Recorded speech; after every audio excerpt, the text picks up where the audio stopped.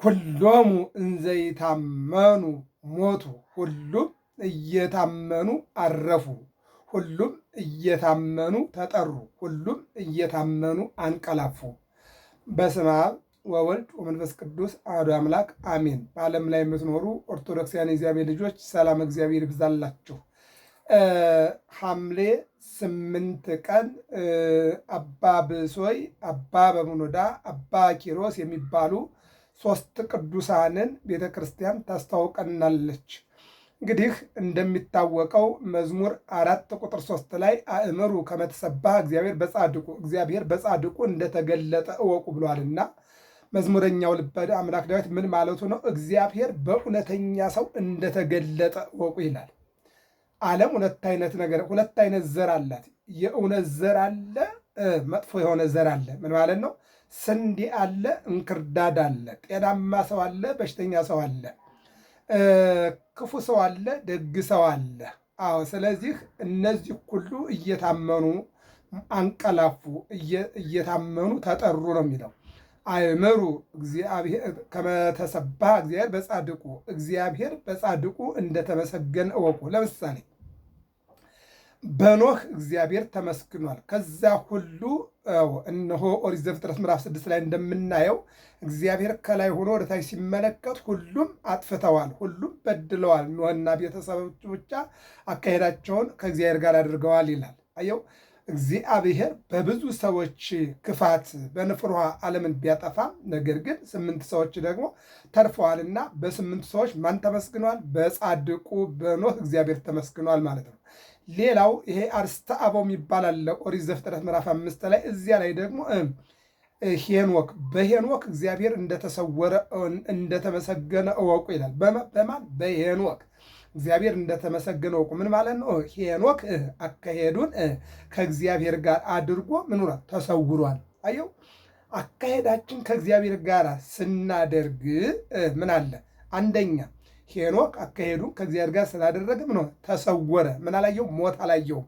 ምን አላየውም? መካር አላየውም። ምን አላየውም? ስደት አላየውም። ምን አላየውም? ሕማም አላየውም። ምን ሆነ? ተሰወረ።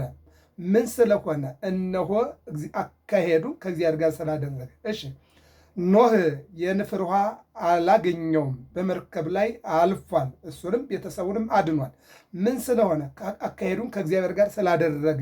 እግዚአብሔር ሲጠራው አቤት ወዴት ምን ላድርግ ምን ልታዘዝ ስላለ እግዚአብሔር አድርግ ያለውን ሁሉ ስላደረገ ስለታመነና እነሆ በእምነቱ ታማኝ ሆኖ ስለተገኘ የሚነበቡ መጻሕፍት የሚያስተምሩ መምህራን በሌሉበት ዘመን፣ አዎ የተጻፈ መጽሐፍ የተማሩ ምሁራን በሌሉበት ዘመን፣ ይልቁንም እንደው በፈሪሃ እግዚአብሔር በሚመለክበት በፈቃድ በሚመለክበት ምን ይባላል? መጻሕፍት ያልተጻፉበት መምህራን እነሆ ያልበቀሉበትና ያልተማሩበት፣ አዎ እነሆ ያ ዘመን አምልኮት በልብ በሆነበት ዘመን፣ አዎ እግዚአብሔርን ፈልጎ ማግኘት የሆነበት ዘመን፣ ያ ዘመን በዚያ ዘመን አካሄዱን ከእግዚአብሔር ጋር ስላደረገ ኖህ እነሆ ከንፍር ውሃ ከልጆቹ ጋር ምን ሆነ? አልፏል። ሌላው እግዚአብሔር በጻድቁ እንደተገለጠ እወቁ። በማን? በአብርሃም። አብርሃም እግዚአብሔርን አመነ፣ እምነቱም ጽድቅ ሆኖ ተቆጠረለት። ይልቁንም ለእግዚአብሔር ታዛዥ ሆነ፣ እምነቱንና ስራውን ገለጠ። እምነቱ እግዚአብሔርን መከተሉ ነው። ስራው ደግሞ ልጁን ካረጀ በኋላ ያገኘውን ለእግዚአብሔር ለመስዋዕት ማቅረቡ ነው ማለት ነው። ሌላው ለምሳሌ ሙሴን እንመልከት። ሙሴ እግዚአብሔር ወደ ግብፅ ሲልከው እነሆ ልጆችን ሚስቴን ማን ያሳድግልኛል? ማን ይመራልኛል? አለ። እግዚአብሔር ከውሃው ውስጥ ድንጋይ አምጣለው። ድንጋይ መጣ። ከሁለት ለየው አለው። ከሁለት ፈለጠው ወይም ደግሞ ከሁለት ተሰነጠቀ። ሲሰነጠቅ ከውስጡ ትላየ። ይችን ትል ማን ነው የሚመግባት አለው። አንተ እግዚአብሔር አለው። ስለዚህ እነሆ በድንጋይ ውስጥ ያለውን ትል የምመግብ እግዚአብሔር ያንተን ሚስትና ያንተን ልጆች አልመግብም እንዴ? አታምንም አለው። አምናለሁ አለ። ሂድና 600 ሺህ እስራኤላውያንን አሮን ሆከ ይኩን ከአፈ አሮን ወንድምህ አፍ ይሁንህ ከወንድም ጋር ሂድና አምጣ። ኢያሱም አለልህ አለው።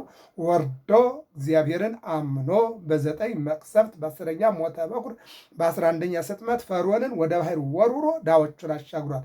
ስለዚህ እግዚአብሔር በማን ላይ ተገለጠ? በሙሴ በኮልታፋው ላይ በድሃው በምስኪኑ በየዋሁ በሙሴ ላይ እግዚአብሔር ተገልጦ ብልጣብልጡንና ባለኃይሉን ባለጦሩን ፈርዖንን ወደ ኤርትራ ባህር አንከባሎ ጥሎታል ማለት ነው። አዎ በሌላ መልኩ ስንመለከት ዳዊትን በዳዊት እንደተገለጠ ልበ አምላክ ተብሏል አይደል? በዳዊት እንደተገለጠ ዳዊት ከጎልያድ ጋር ዳዊት እረኛ ነው፣ ጎልያድ እነሆ ጦረኛ ነው። ዳዊት የእግዚአብሔርን ስም ይዞ ጎልያድ የጦር ልምዱንና ሰይፉን ጥሬውን ጭሬ የሚባል ነገር አለ፣ ጥሩን የሚባል ነገር አለ። ያንን ይዞ ወረደ። በእግዚአብሔር ስም እመጣብሃለሁ ብሎ በእግዚአብሔር ስም እመጣብሃለሁ ብሎ እነሆ እግዚአብሔር ምን አደረገ ማለት ነው? በእግዚአብሔር ስም እመጣብሃለሁ ብሎ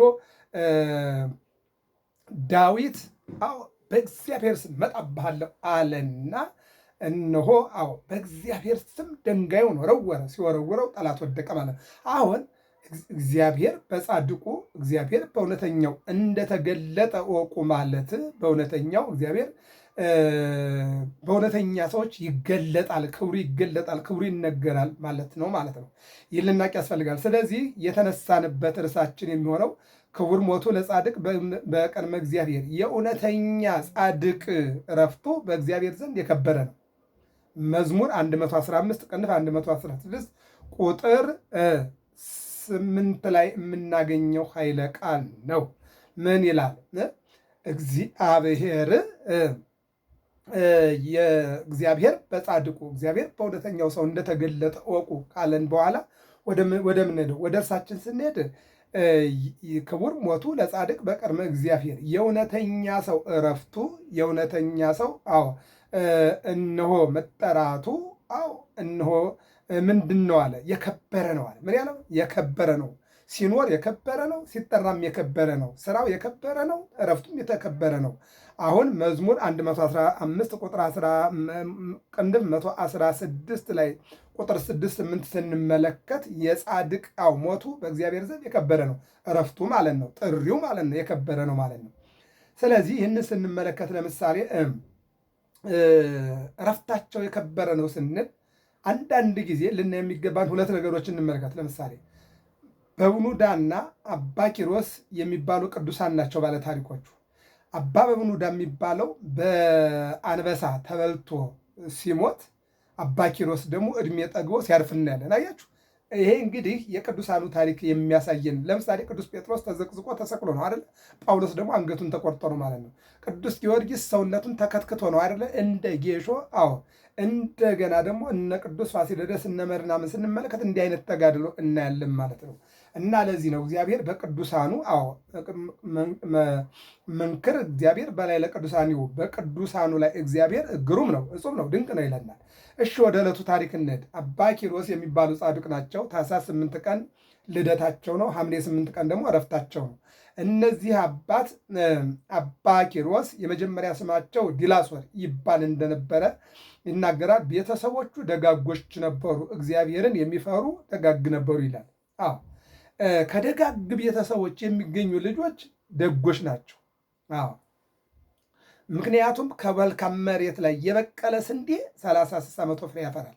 መልካም መሬት ላይ የበቀለ ስንዴ ከመልካም እናት ከመልካም አባት የተገኙ ልጆችም ደጋጎች ናቸው። ደጋጎች ናቸው። ይህንን እንደው በመጽሐፍ ቅዱስ ላይ ደረጃ ስንመለከት ለምሳሌ ስምዖን ወአቅሌስያ የገብረ መንፈስ ቅዱስ እናትና አባት ደጋግ የነበሩ፣ ዘካርያስና ኤልሳቤጥ የዮሐንስ መጥምቅ እናት አባት ደጋጎች የነበሩ። እንደገና ደግሞ ጸጋ ዘአብና እግዚአርያ የጻድቁ ተክለ ሃይማኖት የኢትዮጵያ ፍሬ እናት አባት ደጋጎች ነበሩ። የአቡነ ሀብተ ማርያም ኢትዮጵያዊ ጻድቅ እናት አባት ደጋጎች ነበሩ። ስንቱን ቆጥረን እንዘልቀዋለን። ባጭሩ ደጋግ እናቶች አባቶች የሚወልዷቸው ልጆች ደጋግ ናቸው። የትንቢትም የተአምርም የኪዳንም መገለጫ ናቸው ማለት ነው። ተአምር ይደረግባቸዋል። እግዚአብሔር ተአምር ያደርግባቸዋል። እግዚአብሔር ቃል ኪዳን ይገባባቸዋል። እግዚአብሔር የመንገዱ አስተካካዮች ያደርጋቸዋል ማለት ነው። ስለዚህ ታኅሳስ 8 ቀን ተወለደ ይለዋል። ማንን? አባ ኪሮስም ማለት ነው። የአባ ኪሮስ የመጀመሪያ ስሙ ዲላስወር ነው ይላል። ወንድም አለው። እንግዲህ መንትዮች ናቸው። ቴዎድሮስ ይባላል። መንትዮች ናቸው። መንታ ሆነው ነው የተወለዱት። እንግዲህ የእናት ወር ዥንጉርጉር ነው እንደሚባለው። አባ ኪሮስ ገዳማዊ ሕይወትን፣ ቴዎድሮስ የሚባለው ደግሞ የአባቱን ሕይወት የመረጠ ነው ብሎ ነው የሚናገረው። አያችሁ፣ ከአንድ ማህፀን ወጣው አንዱ ዓለማዊ፣ አንዱ መንፈሳዊ፣ አንዱ ገዳማዊ፣ አንዱ ዓለማዊ ይሆናል ማለት ነው። ይሄ እንግዲህ ከላይ የተሰጠን ነው ማለት ነው። እና ምክንያቱም በዓለምም ሆኖ እግዚአብሔርን ማክበር፣ በዓለምም ሆኖ ከእግዚአብሔር ጋር መኖር ስላለ ማለት ነው። በዓለም እየኖሩም እግዚአብሔርን ማክበር፣ እግዚአብሔርን መስማት፣ ስለ እግዚአብሔር መኖር አለ ማለት ነው። በገዳም ሆኖ እግዚአብሔርን መምሰል፣ እግዚአብሔርን ማክበር አለ። ሌላም ሊሆን ይችላል። ስለዚህ ኑሮ ነው የሚወስነው። በገዳምም ሆነህ ካልታደለ እኮ ገዳምንም እኮ ቆቡን ጥሎ የሚመጣም አለ። እንደገና ደግሞ ራበይ ጠማኝ አልቻልኩም ብሎ የሚወጣም አለ። ስለዚህ በገዳምም ስርዓተ ምንኩስናን ጠብቀው የሚኖሩ አሉ። በዚህ ዓለምም ሃይማኖታቸውን አክብረው የሚኖሩ አሉ ማለት ነው። ይህን ማወቅ ያስፈልጋል ማለት ነው። እና መንትዮች ነበሩ። አባታቸው ከሞተ በኋላ አባ ኪሮስ የራሱን ድርሻ ሸጠና ለድሃ ማብላት ጀመረ ይላል። ወንድምየው ድርሻውን ይዞ የአባቱን ቦታ ይዞ መጓዝ ጀመረ። አባ ኪሮስ ግን አንድ ነገር ትዝ አለው። ርህብኩ ወኢያብላዕክሙኒ። ሰው መኖሩን የሚያውቀው ብቻውን ስለበላና ስለለበሰ አይደለም። እነሆ ከእንጀራው ከቆረሰ፣ ልብሱ ቀዶ ካለበሰ፣ የታመመ ከጠየቀ፣ ያዘነ ካጽናና፣ የሞተውን ከቀበረ፣ የታሰረውን ከጠየቀ ካስፈታ፣ ይህ ነው ሰው የሚባለው። ታስሬ አስፈትታችሁኛል፣ ታርዤ አልብሳችሁኛል፣ ተርቤ አበልታችሁኛል፣ ተጠምጫ ጠጥታችሁኛል ብሎ የሚጠይቅበት ሰዓት የሚመጣ ስለሆነ እነዚህ አዋጆች የማቴዎስ ወንጌል ምዕራፍ 25 ከ15 ጀምሮ ያለው አዋጆች አሉ። እና አባ ኪሮስ የእርሱ ድርሻ የሆነውን ሸጠና ለድሃዎች በያሉበት እየፈለገ ልብስ ለሚፈልገው ልብስ፣ ምግብ ለሚፈልገው ምግብ፣ ብር ለሚፈልግ ብር፣ ለሁሉም እንደየፍላጎቱ ሄደና ሰጠ፣ ለድሃ መጸወተ። ከዚህ በኋላ ያለውን የደረሰውን ድርሻውን የአባቱን የሚገርመው ነገር ሁለቱም አልተጣሉም። አሁን ዛሬ ባለንበት ዓለም እህትና ወንድም፣ ሚስትና ልጆች በአባታቸው ሀብት በእናታቸው ሀብት ሲጨቃጨቁ በየፍርድ ቤቱ በየፖሊስ ጣቢያው እናያለን። አንዳንዱ በሹመት ይጣላል፣ አንዳንዱ በሀብት ይጣላል፣ አንዳንዱ ደግሞ በመሬት ይጣላል፣ አንዳንዱ ደግሞ በምን ይጣላል ማለት ነው። እነሆ አባቱ ባስቀመጠው ገንዘብ እየተጣላ እግዚአብሔርን የሚያሳዝን አለ ማለት ነው። ይህን ነው የሚነግረን። ስለዚህ አሁን በአጭሩ አባ ኪሮስ ከአባቱ የደረሰውን ድርሻ ይዞ ወደ ዓለም አልገባም። ምንድን ነው ያደረገው? የደረሰውን ድርሻ ሸጠና የሚሸጠውን ሽጦ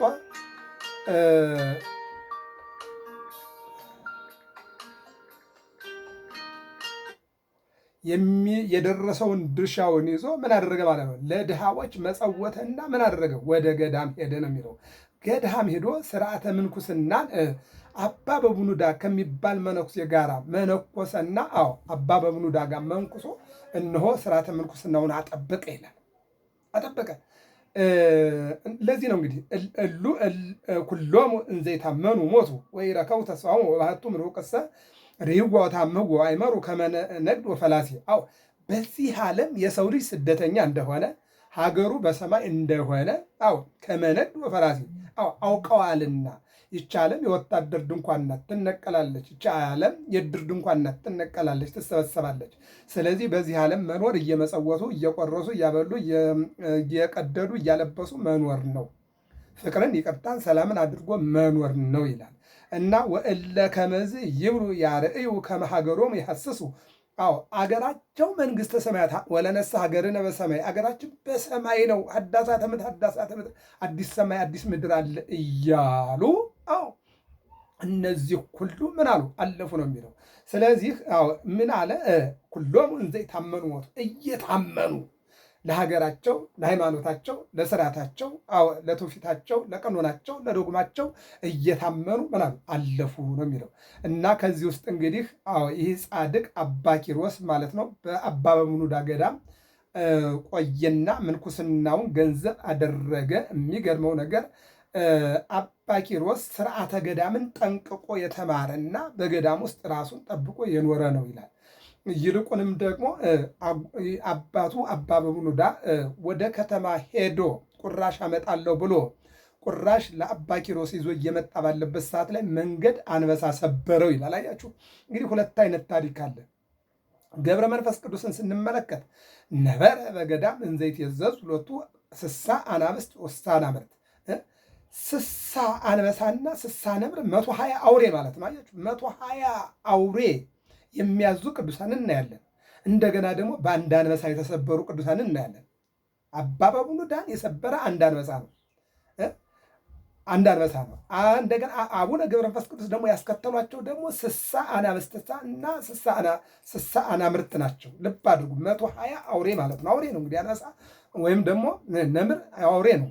አራዊት ናቸው፣ የጫካ አራዊት ናቸው። ግን ገብረ መንፈስ ቅዱስን የእግራቸው የረገጠውን ሁሉ እየላሱና እየተከተሉ ሲጓዙ አባ በብኑዳን ግን አንዱ አንበሳ ሰበረና ገደለው ነው የሚለው። እሺ እንሂድ ትንቢተ ዳንኤል ምዕራፍ 6 ላይ እንሂድ። ዳንኤል ባቢሎን ኑሮ በሰገነት ወደ ኢየሩሳሌም ስለጸለየ ወደ እግዚአብሔር መጸለይ፣ ወደ እግዚአብሔር ማመልከት፣ እግዚአብሔር መነጋገር ወንጀል ሆኖ ወደ ተራቡ 7 አናብስት ተወረወረ። 7ቱም አናብስት 7 ቀን የተራቡ ናቸው። የሚገርመው 7 ቀን የተራቡ ስጋ ያልቀረበላቸው፣ አሁን ልብ አድርጎ አንድ ሰው የማይበቃቸው ናቸው። 7 ናቸው ማለት ነው። ወደ ተራቡ ወደ 7 አናብስት ወደ ገደል ወደ ጉድጓዱ ሲወረወር ዳንኤል 7ቱም አልበሉትም። ይልቁንም ሲያጫውቱት አደሩ። ጠዋት ላይ ንጉሡ ናቡከደነፆር ሄደና አንተ የእግዚአብሔር ሰው ተርፈሃልን አለ። እግዚአብሔር መልአኩን ልኮ የአናብስቱን አፍ ዘጋ። የአንዳንዶቹን አባቱን ፍለጋ ሲሄድ አባ በብኑዳን አንበሳ መንገድ ላይ ሰብሮት ያገኛል። አንበሳውን ሳይፈራ ልብ አድርጉ፣ በብኑዳን የሰበረ አንበሳ አባ ኪሮስን መድፈር አልቻለም። ምክንያቱም ለእያንዳንዳቸው ቅዱሳን ጸጋ አላቸው። አንበሳው አባ በብኑዳን እየበላ ነው። አየውና በላዩ ላይ አልፎ ደወል ደወለና ኑ አለ። መነኮሳቱ ተሰበሰቡ። ሲመጡ አንበሳው መነኩሴውን በልቶ እነሱ ሲመጡ ዘለለና ወደ ጫካ ገባ። ከዚህ በኋላ ተሰብስበው እነሆ ቀብረው አባቴ በአንበሳ በተበላበት ገዳም አልኖርም አለና ወጦ ሲሄድ መንገድ ላይ አንድ ሀብታም ልጁን ድሮ ድብልቅልቅ ብሎ ዘፈኑ፣ ጭፈራው፣ መብሉ፣ መጠጡ ሁሉ ነገር ተወያል። ወይ እግዚአብሔር ወይ አንተን ብለው ዓለምን ንቀው በጫካ የሚኖሩ በአንበሳ ይበላሉ፣ ይሰበራሉ፣ አውሬ ይበላቸዋል። አንተን ትተው ለሀብታቸው ለገንዘባቸው የሚኖሩ ሰዎች ሲኖሩም ሰርጋቸው ሲሞቱም ልቅሷቸው ያምርላቸዋል። ልብ አድርጉ። አንተን ብለው የሚኖሩ ቅዱሳን ሲኖሩም በረሃብ ሲኖሩም በጽም ይህንን ያለው ልብ አድርጉ። ልድገሙ። አምላክ ሆይ ያንተ ነገር ይደንቀኛል አለ። ማን ነው? አባ ኪሮስ። አንተም ብለው የሚኖሩ ቅዱሳን በሕይወታቸው በዘመናቸው ይሰደዳሉ፣ እንደገና ደግሞ ይራባሉ፣ ይጠማሉ። ይልቁንም ደግሞ አንዳንዶቹ በሰይፍ አንገታቸውን ይቀላሉ፣ አንዳንዶቹ ተዘቅዝቀው ይሰቀላሉ፣ አንዳንዶቹ ወደ ፈላ ውሃ ይወረወራሉ፣ አንዳንዶቹ ወደ አንበሳ ወደ አውሬ ይጣላሉ፣ አንዳንዶቹ ወደ ገደል ይጨመራሉ። ለዚህ ነው ኢሳይያስን በመጋዝ ሰነጠቁት፣ ኤርምያስን በድንጋይ ጨፈጨፉት፣ ሕዝቅኤልን በድንጋይ ወገሩት፣ ዳንኤልንም እንደዚሁ በድንጋይ ገደሉት ይላል። እንደገና ደግሞ ቅዱስ ጊዮርጊስን በመጋዝ እየሰነጠቁ በሰይፍ እየቆራረጡ በመጥረቢያ እየከተከቱ ቅዱስ እስጢፋኖስን በድንጋይ እነሆ ጨፍጭፈው ገደሉት። ጳውሎስን አንገቱን ቆረጡት። ጴጥሮስን ዘቅዝቀው ሰቀሉት። አንተን ብለው ዓለምን ንቀው ከዓለም ተገይተው የዓለም አንሆንም ያሉት እንዲህን ያክል መከራ ደረሰባቸው ይላል። ይህን ያክል መከራ ደረሰባቸዋል። በየወህኒ ቤቱ እየታሰሩ፣ በየወህኒ ቤቱ እየተጣሉ፣ በጅራፍ እየተገረፉ፣ በጦር እየተወጉ፣ በሰይፍ እየተቆረጡ ዓለም አልተገባቸውም እና ይልቁንም ደግሞ የእግዚአብሔር መንግስት እያዩ እየተመለከቱ ተስፋ አድርገው እነዚህ ሁሉ አምነው ሞቱ። እነዚህ ሁሉ አምነው ሞቱ። ዓለም አልተገባቸውምና አንዳንዶቹ በሰይፍ አንዳንዶቹ በጅራፍ አንዳንዶቹ በጦር አንዳንዶቹ በእሳት አንዳንዶቹ በፈላ ውሃ አንዳንዶቹ በድንጋይ ተደብድበው አንዳንዶቹ ወደ ገደል ተጨምረው ሞቱ።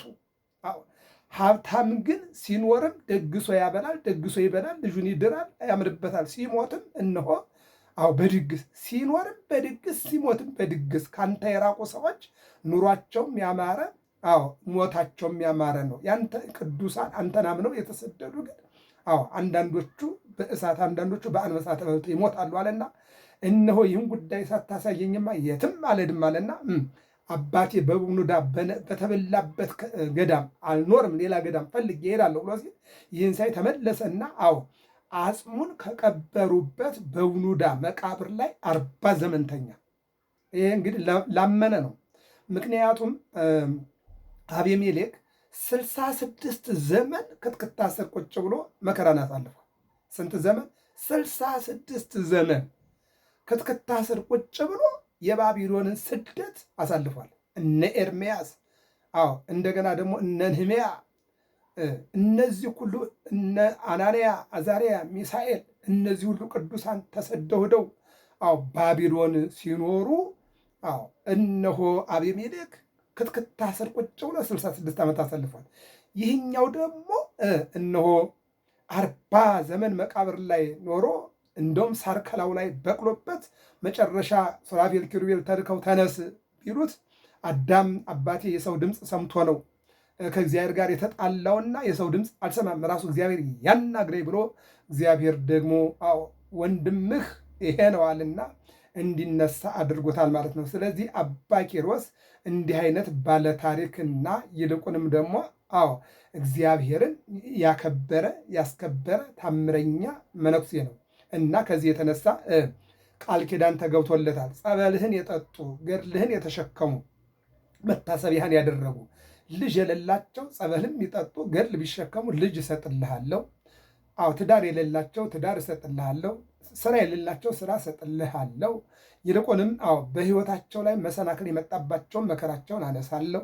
ይልቁንም ደግሞ እነሆ በረከት ያጡትን በረከት እንዲኖራቸው አደርጋለሁኝ። ይልቁንም ደግሞ ዓለም ያልተገባቸውን ደግሞ እንዳንተ በምናኔ እንዲኖሩ አደርጋለሁ ብሎ ቃል የገባለት ብቸኛ ጻድቅ ነው። ለዚህም ነው በኢትዮጵያ ብዙ ገዳማት አሉ።